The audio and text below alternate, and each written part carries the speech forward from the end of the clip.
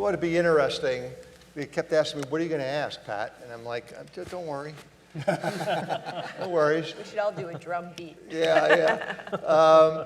So there is this significant tension between what we heard today about the biology and other components of human health and well-being. That tension between what we know from research and from years of experience and what we do.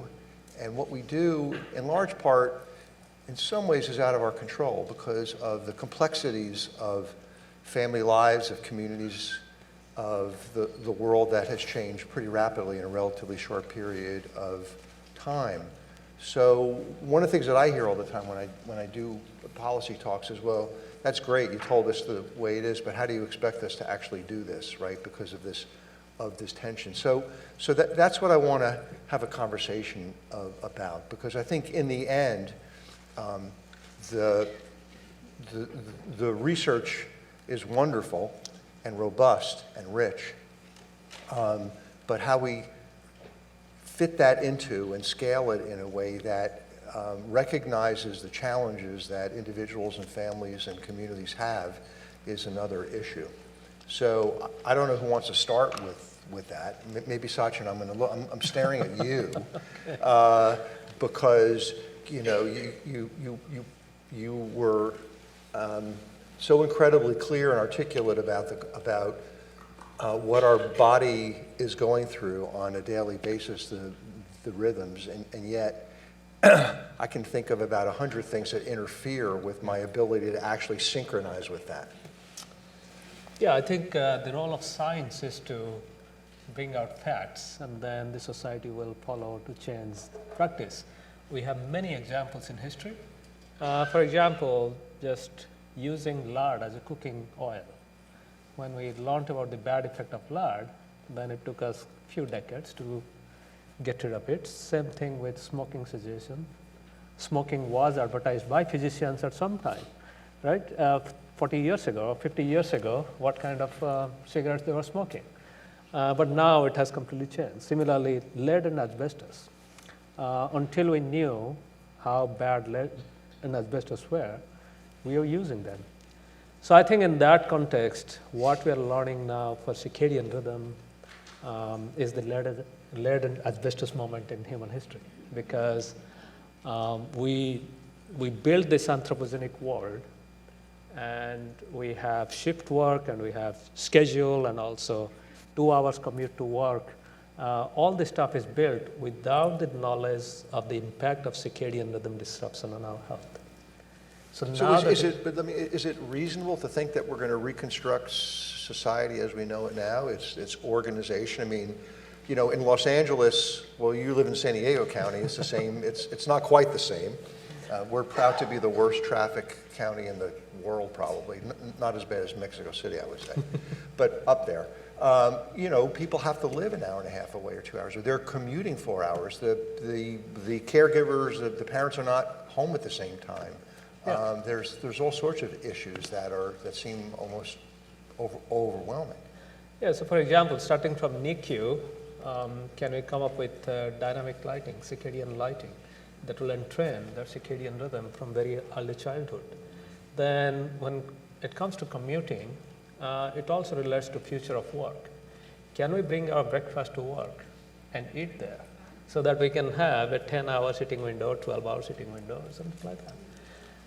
When we think about self-driving car, will it reduce our commute time so that we can be actually home for that family meal together? Similarly, shift work. There are many types of shift work. Rotating shift work that rotates every week. Now with this science in hand, can we actually go back and redesign shift work so that these people can be on 24-hour shift, just like firefighters are, for a stretch of time, or they rotate their shift once every 3 months. So these are some of the tangible and immediate translational opportunities. But I agree that it will take almost 40, 50 years to redesign our anthropogenic world to respect our circadian rhythms. Wendy, so you're involved in it's sort of at a micro level, though UCLA is not micro, right?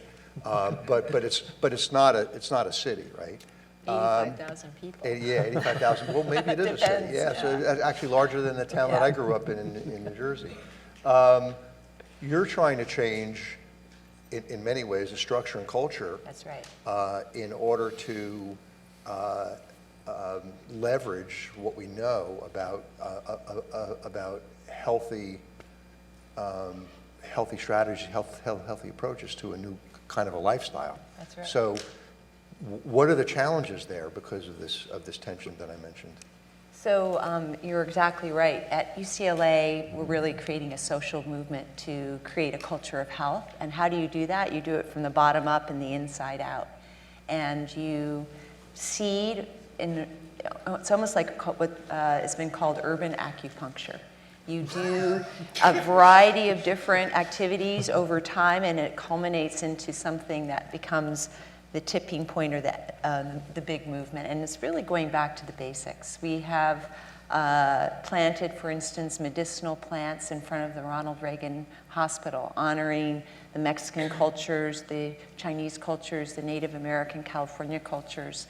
And it's transformed the whole perimeter of the southern part of Ronald Reagan Hospital, and it's created a community outside of the hospital where actually patients are congregating, and they never did before, and also the staff and faculty and residents. And we've also integrated it into the academic work of the students. So what we've worked on is at a policy level, we've changed the mile per hour limit to 20 miles per hour from 40, so people can walk around campus. If you get hit by a car going 40, 8 out of 10 people get severely injured. Only 2 out of 10 can walk away. If you get hit by a car going 20, 2 out of 10 people get hurt. 8 out of 10 people can walk away. That's an interesting fact to take away from the thing. Yeah. But these are the kind of policy changes Yeah. you can make so people can walk. And actually walking is one of the biggest predictors of health and longevity in the United States. If you can walk, irrespective of any diagnosis that you have. That's, again, getting back to the basics. And so I'd like to also address two of the speakers today. I think Ruth, when she talked about kangaroo care, it reminded me of when I went to Mexico City in the mid-90s and I saw the nurses in the Ministry of Health hospital giving kangaroo care to the babies. And what I think as a scientist we have, and what I think Ruth did, was she observed what was happening in the field that people thought made sense, and it was back to the basics, and then studied it. And that's what many of us have done. And I feel that the circadian rhythm is going back to the basics. And so it's actually honoring a lot of people's actual gut feelings, which I guess is also where we get the microbiome, right? And so I feel that building on people's strengths, and and that's where I get to the parents. Parents, to me, are the experts of their children and their home, and honoring that, understanding that and honoring it. And that's the same for us in at the university. We honor and respect everybody's expertise, and we build on it. We're not saying we're the experts. We look at their strengths, and we mobilize them, and we bring people together and leverage them and make change. And with that, we can really graduate the next generation of parents. And at the same time, UCLA or UCs are the #1 employer in the state of California outside of the federal and state government. So we actually have an impact as well, California-wide. So here's a core theme, very important, which is back to basics. I'm wondering, Ruth, in terms of, so the kangaroo study has been going on for quite a while. It's the data are very clear. And you didn't have to wait 20 years. You already were seeing effects early on. And that really, one of the reasons I think I was talking to you in the back about why we wanted you to go and then Fernando to go is because what you were describing is exactly what Fernando was talking about in terms of how the microbiome gets established and why it's so important for health. So have you thought about how challenging or maybe straightforward, because it's so basic, to scale this? so that this becomes the norm in terms of that kind of contact and care. Right. And even in daycare centers and other places where this is typically, seems to me like the purview of the family and not necessarily gets scaled out into community programs, but it sounds like from the science that it makes a whole lot of sense. Right. So contact makes sense, obviously. But I was thinking about your question on a more global way that you ask. If we know that regulation and organization is so good for you, why don't we do it, even when we learn it? Yeah, why don't we do And it? I think there are two opposing forces in nature, organization, regulation, synchrony, and entropy. And regulation requires energy and intent, and it needs to be kept at all levels of living matter. So there will always be this interplay between regulation that requires effort, and the minute you leave it, just like the hollow monkey, it melts down. So I think this study taught me that if you want to scale it to something practical, you need to start early. The earlier you start, the more you set the system at a different set point, and from there it could more easily get into the regulatory track. You have to accept the fact that there will be an interplay between what you achieve and the entropy. It's not going to be, even when all of us, when we get up in the morning and we say, we're going to do exercise, we're going to run every morning, there's going to be some meltdowns. It's not going to be a direct road. And that increment is very, very small. That there's develop the right, not to expect too much, not to expect too much change, not at a community level, not at a family level, not at a dyadic level, or at a personal level.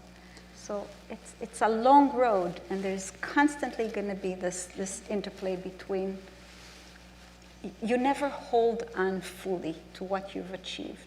There's always the force of So entropy. it sounds like this, again, this idea of starting early, the theme of the day, rituals and rhythms and synchrony, I think the rhythms and rituals that we heard about in a whole variety of different contexts seems to me to be an entry point, particularly starting really early on. But it's unclear to me whether families, providers of services, educators, healthcare providers, et cetera, social workers, sort of know that this is sort of a core component of health and well-being. I don't know what each of your experiences are in working with any variety of those groups to determine how much they actually know from what the science says about this, and why starting early matters a lot. Well, professional development and education is critical. And that's why I think that having this think tank is one place to really seed the message out to all the trainees. And I think this is, one of the objectives and purposes. Right. And I think if we zoom out, the concept of the child is about 100 years old, and the concept of early mentors is maybe 30 years old, 40 years old. And I think we're making progress in attention to the first years of life and the first months of life. And I think microbiome is coming into play over there.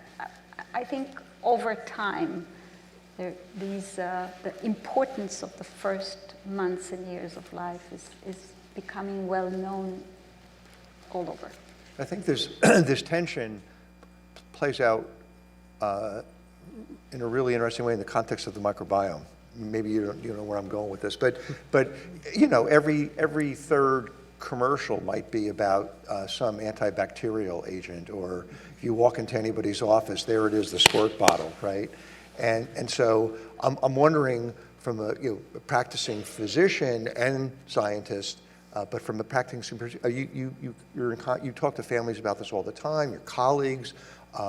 You're at a college of medicine where you're educating the next generation of physicians. What's the uptake on this? Because we're bombarded with the messages that you said are exactly wrong, right? And the science says they're exactly wrong. Yes, and it's one of the main tasks that I have in my clinic today, to reassure people. There's fear out there. We have created an environment of fear with respect to these things, and of lack of confidence on the capacity of our children to deal with the environment they're at. So most of the time when they start asking questions, for example, they have been told they cannot have pets. Well, I didn't show the data, but having a dog at home is a protective factor against the development of asthma, for the same reason that a cow is. Dogs don't use toilet paper. Who wants a cow? Dogs don't use toilet paper. So Yeah. they distribute in the home positive bacteria, which enter also into our system. And if you take time, unfortunately I have a little bit of time in clinic, if you take time, people are relieved that many of the aspirations they wanted to have can be done, even in children who have bad asthma, because we have ways to control it today. One of the most extraordinary things that has happened on this is with respect to daycare. I mean, that paper that I showed you, which is 20 years old, I've been thanked by tens of mothers who stopped feeling guilty because they were taking their child to daycare. It's just a slow process that we will have to get involved in. And every clinician like me has that role. You were asking what happens at the university. Well, I'm there, so this theme is already part of the culture there, but it can become part of the culture in other places. Right. So, as you were talking, I was thinking, in the talk that we just heard, you stressed how transformational was a single technology became, right? Being able to sequence DNA in very rapidly and also very inexpensively created the opportunity to discover what we didn't even know existed, at least at the level of complexity. So I'm wondering, in each of your areas in which you're very active in translation, what kind of technologies do you believe are going to actually facilitate the transformation, to ease the tension between the realities and between the science? Maybe it's a way of measuring activity. Maybe it's a way of determining emotional state in an objective way that saves a lot of time, or who knows what. But I'm interested to hear what you have to say. Yeah, I mean, starting from DNA sequencing technology, with that technology, we are now able to figure out which gene in which organ turns on and off at what time of the day. And that is very transformative, because using that technology, now we know which hormones, which gut enzymes, which neurotransmitter turns on and off. That's at a molecular level. Now coming back to public policy, just like a mirror, you stand in front of the mirror, you look at your data, and then you change yourself. So similarly, I think all the wearable technologies will give us that data, how many hours we sleep, how many steps we are taking. For example, this has transformed a lot of people.